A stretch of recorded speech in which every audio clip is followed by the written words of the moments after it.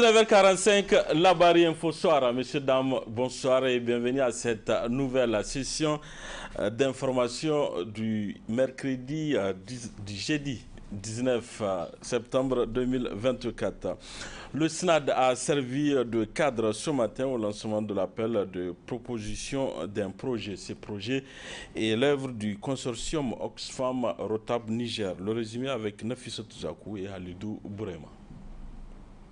La présente rencontre marque ainsi le lancement à l'appel de proposition de projet rentrant dans le cadre du projet renforcement, accompagnement des organisations de la société civile pour une gouvernance inclusive et redevable réagir. Mise en œuvre par le consortium Oxfam et Rotab, le dit projet a été lancé depuis juillet 2023 et revêt un caractère important. Dans le cadre du lancement de cet appel, nous avons voulu que de manière inclusive, toutes les organisations représentées au Niger soient informées de cette opportunité et qu'on puisse passer dans toutes les régions également pour passer l'information, donner la chance à tout le monde de pouvoir faire des propositions de projets. Et c'est ainsi que nous aurons dans les prochains jours des collègues qui vont sillonner les différentes régions pour ce faire. Donc aujourd'hui, ce à quoi nous assistons, c'est le lancement en fait de ce processus d'appel à proposition. Nous espérons avoir des projets de très haute facture, mais également des résultats qui conviendront le plus aux populations du Niger et que nous ayons des projets également qui soient mis en œuvre sur toute l'étendue du territoire. Il s'agit de renforcer une cinquantaine d'organisations de la société civile nigérienne à travers des subventions, à travers du coaching et d'autres activités que nous sommes amenés tout au long de ce processus. Et ce projet se veut ambitieux, donc national. Ce n'est pas la même chose auquel on avait l'habitude d'assister, que les organisations seulement basées à Niamey puissent postuler, mais nous irons dans toutes les communes du Niger, les régions, pour amener les organisations à s'en approprier et pouvoir postuler. L'essentiel, il faut vraiment faire des propositions dans le cadre de différentes thématiques que nos collègues vont vous dérouler tout à l'heure et pouvoir répondre. Ça va être soyez-en sûrs dans la transparence et l'équité. Vraiment des projets soutenus et ambitieux.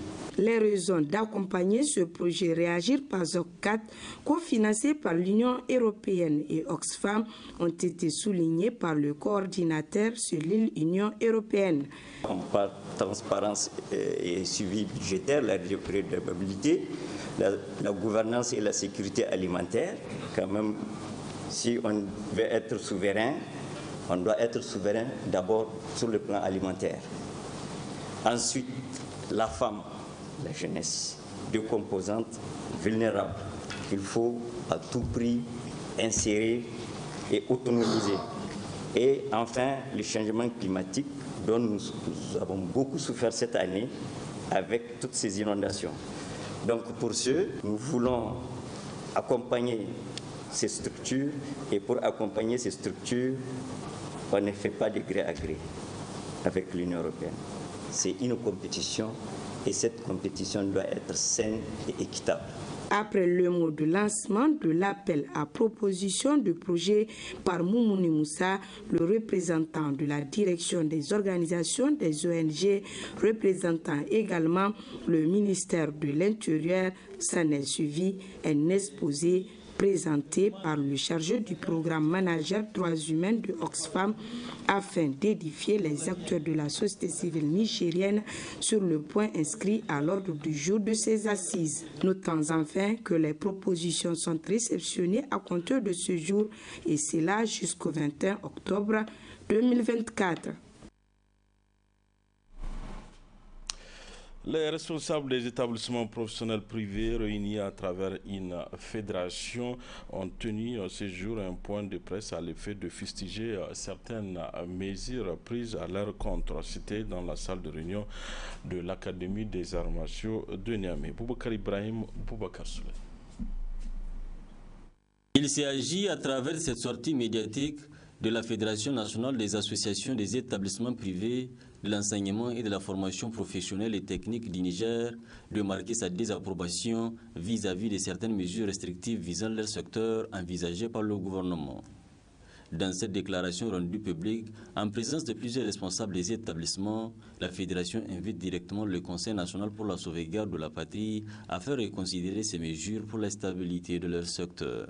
Saluons les très bons résultats enregistrés par les établissements privés qui font la fierté des Nigériens durant ces 20 dernières années en général et l'année écoulée en particulier.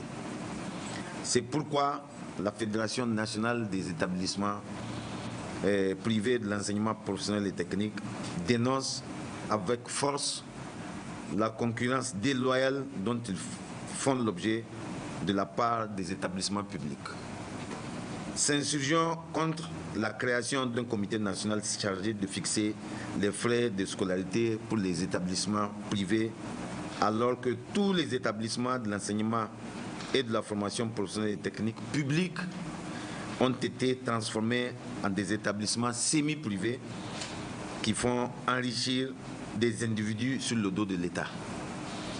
C'est pourquoi la Fédération dénonce ces 2 poids, 2 mesures. Demandons au Conseil national pour la sauvegarde de la patrie et le gouvernement l'appurement intégral de tous les arriérés des frais de scolarité des élèves et étudiants régulièrement inscrits dans nos établissements. Plaidons auprès du CNSP et du gouvernement de surseoir à la fermeture des établissements privés en santé se trouvant dans les départements à l'horizon 2025 afin de sécuriser l'emploi des jeunes et les investissements. Sinon, comment comprendre et admettre qu'à cause de la faute d'un seul établissement privé en santé installé à Gaïa, qu'on puisse fermer l'ensemble des établissements privés de formation en santé se trouvant dans les départements sous le fallacieux prétexte d'insuffisance de plateaux techniques.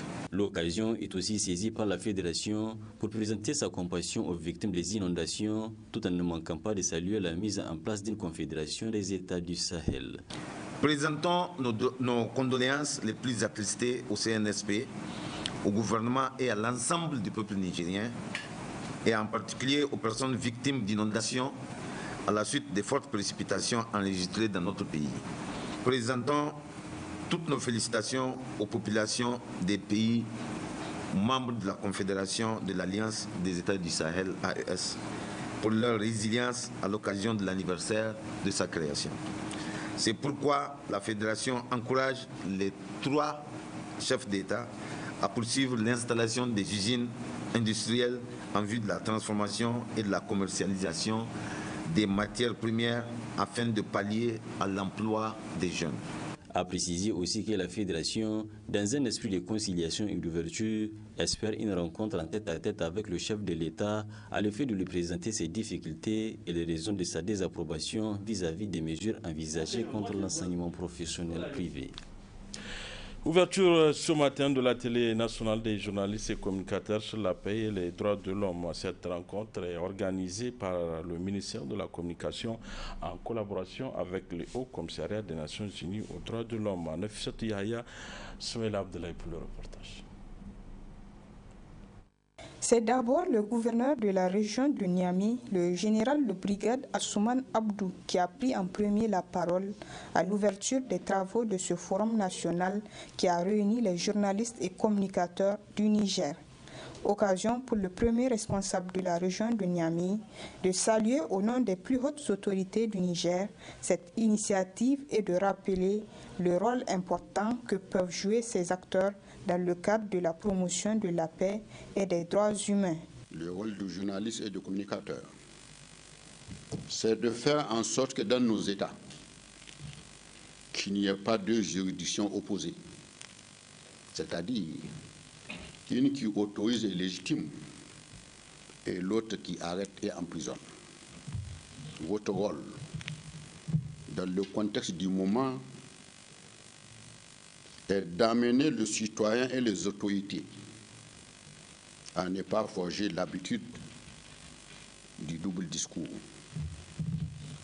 À travers votre engagement, vous devez amener les dirigeants, les hommes de loi et autres décideurs à demander des comptes à tout citoyen qui doit le rendre, intègre ou pas, partisan ou pas, griot ou pas, caméléon équilibriste ou pas. Cela met la population à l'abri de la rémanence, c'est-à-dire les tristes conséquences des choix antisociaux et illogiques. Placé sous le thème « Quelle contribution des journalistes et communicateurs à la promotion de la paix et des droits humains dans le cadre de la mise en œuvre du programme de la résilience pour la sauvegarde de la patrie », ce forum est organisé par le ministère de la Communication en partenariat avec le Haut Commissariat des Nations Unies aux droits de l'homme. L'Institut des Nations Unies au Niger est engagé aux côtés de l'État du Niger dans ses efforts de renforcement de la paix et de la cohésion sociale. Dans cette optique, plusieurs programmes et projets sont mis en œuvre par les différentes agences onusiennes présentes au Niger, en particulier le Haut Commissariat des Nations Unies aux droits de l'homme et ONU Femmes. Le projet GPI 2.0 financé par le Fonds de consolidation de la paix des Nations Unies est intitulé « Accélérer la mise en œuvre de l'agenda Femmes, paix et sécurité pour une meilleure prévention et gestion des conflits et la consolidation d'une paix durable et inclusive dans les régions de Tawa et Zender » en est une illustration parfaite de cet engagement continu des Nations Unies aux côtés du Niger. En ouvrant les travaux de ces assises, la représentante du ministre de la Communication, elle, a accentué son intervention sur l'objectif visé à travers l'organisation de ce forum. En initiant cette activité en partenariat avec le Haut Commissariat des Nations Unies aux droits de l'homme et ONU Femmes, le ministère de la Communication, des Postes et de l'économie numérique entend apporter des transformations dans la pratique du métier du journaliste en renforçant les capacités des femmes et des hommes des médias dans l'animation des activités d'information dans le contexte spécifique de souveraineté du Niger. Ainsi, 3 jours durant, les participants à cette rencontre vont passer en revue des thématiques en lien avec la promotion des droits humains, entre autres.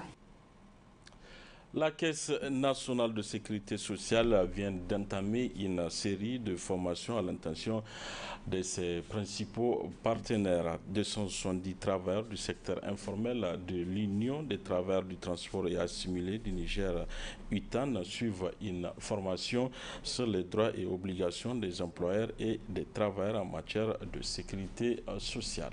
Le reportage. Cette série de formations vise entre autres la promotion des droits des travailleurs en matière de sécurité sociale, initiée par la Caisse nationale de sécurité sociale, CNSS, qui a pour principale mission de gérer les différentes branches de sécurité sociale instituées en faveur des travailleurs.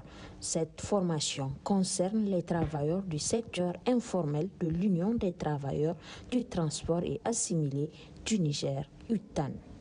Aujourd'hui, nous lançons une série d'ateliers au bénéfice de nos assurés, membres de l'Union des travailleurs du transport et assimilés UTAN.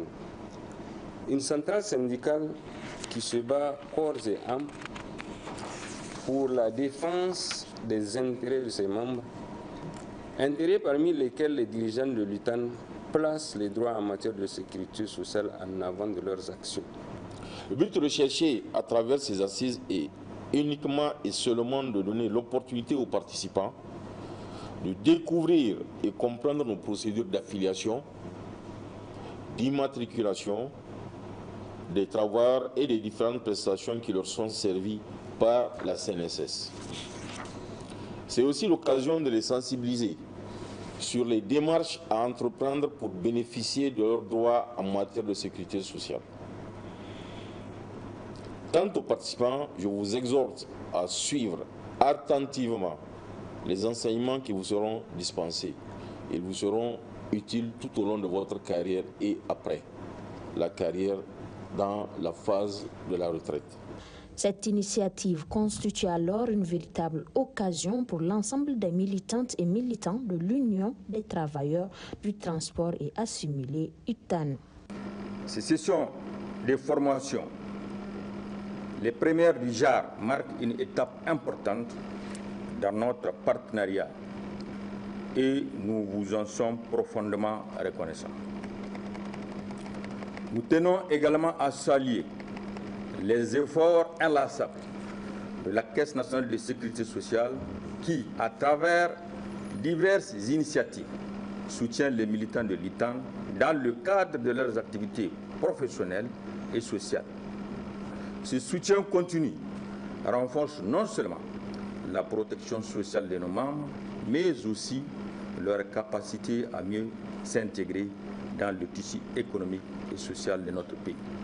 Ainsi, 270 participants seront formés sur une dizaine de journées sur les droits et obligations des employeurs et des travailleurs en matière de sécurité sociale.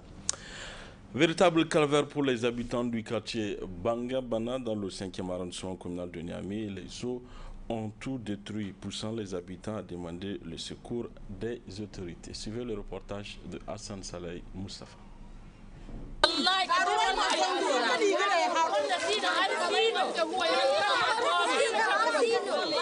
Ce sont là les cris de cœur des habitants du quartier Bangabana dans le 5e arrondissement communal de la ville de Niamey, un quartier inondé dans sa grande partie.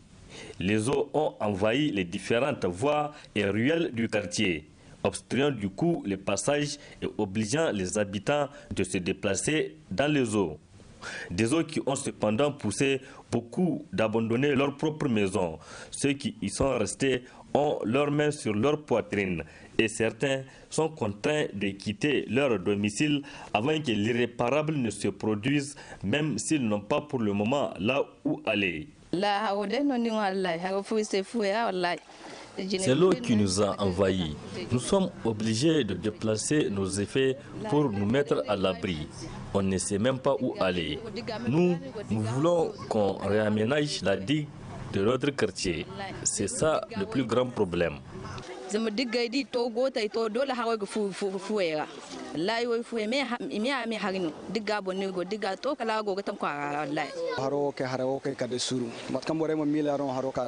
Cette année, la pluie nous a causé beaucoup de dégâts. Les gens sont dans une situation très difficile. L'eau a tout envahi. C'est le manque de caniveaux qui nous a amenés dans cette situation.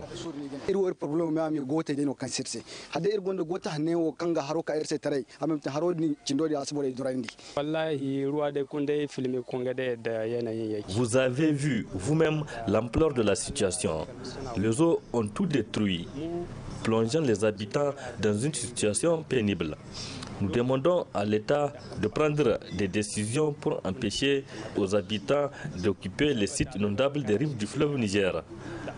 Sinon, cette situation va se répéter toutes les années.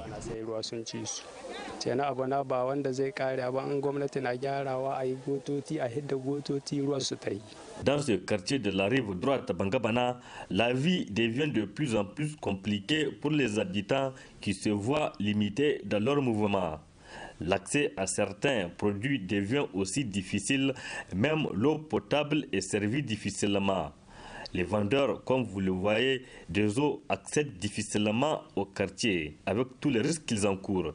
Les habitants ne cessent de crier au secours.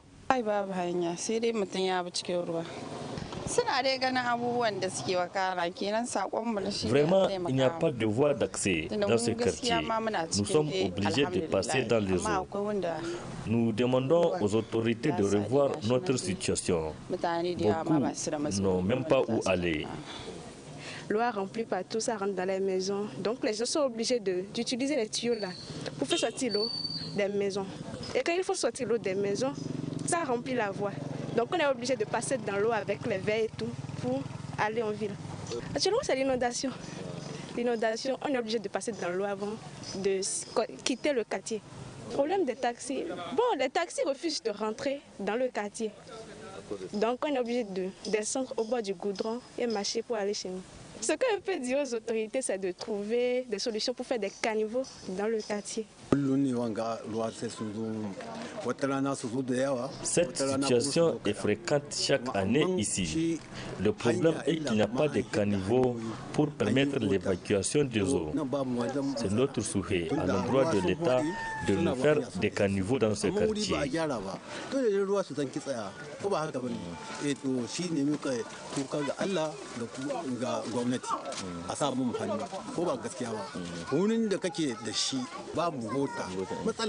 Selon les habitants du quartier Bangabana, depuis 2020, ce quartier n'a pas connu une telle situation où la majorité du quartier est engloutie. Les habitants se retrouvent les pieds dans les eaux, des maisons effondrées, des mosquées inondées. Bref, un véritable calvaire pour les habitants qui ne savent plus à quel sens se vouer. Le syndicat autonome de la météorologie et de l'aéronautique civile, SIAMAC, a tenu ce jeudi 19 septembre 2024 les travaux de son premier congrès ordinaire au siège de la Confédération nigérienne du travail CNNT. Hassan Saleh Mustafa et Sadou Doumi.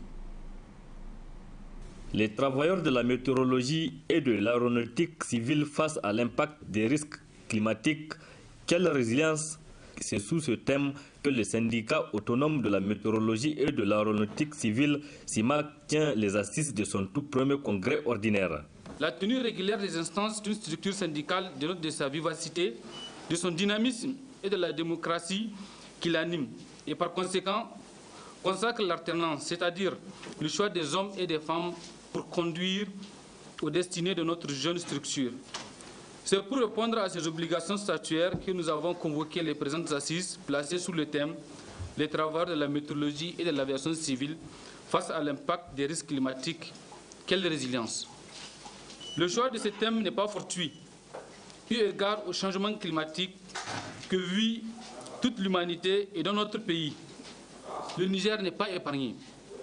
D'ailleurs, il subit de plein fouet les affres de ce phénomène, car nous vivons actuellement des inondations avec pour conséquence l'écroulement de plusieurs habitations, inondation des espèces agricoles et rizicoles, l'effondrement des infrastructures routières avec leurs corollaires et victimes. Intervenant à cette occasion, le directeur général de la météorologie nationale a réaffirmé sa volonté de collaborer avec le SIMAC.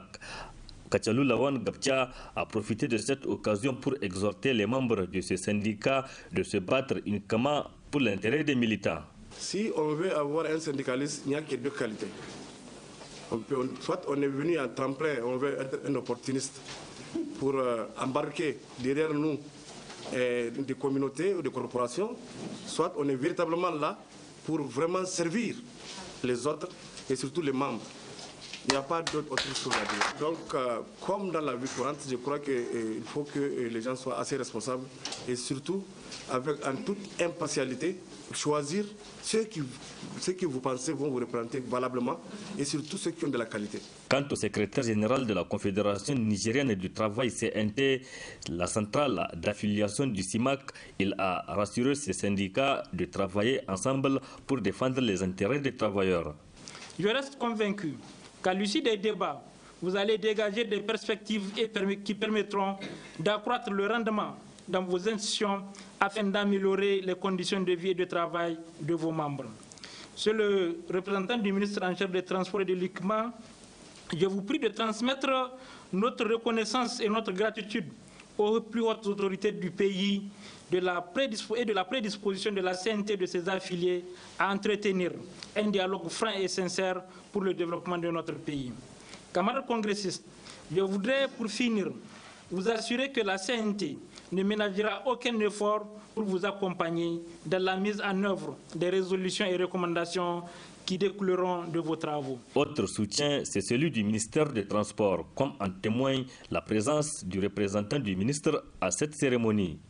Vous aurez au terme de ces 2 jours de travaux faire au gouvernement des propositions sur le contour du thème de votre congrès ordinaire. Ces propositions seront examinées par notre département ministériel en vue de leur mise en œuvre. Cette cérémonie a été une occasion pour le CIMAC d'exprimer sa reconnaissance à tous ceux qui ont contribué d'une manière ou d'une autre à la réussite de ces assises, en leur attribuant des témoignages de satisfaction. Voilà, messieurs, dames, fin de cette édition. Merci à vous de l'avoir suivi. Au revoir.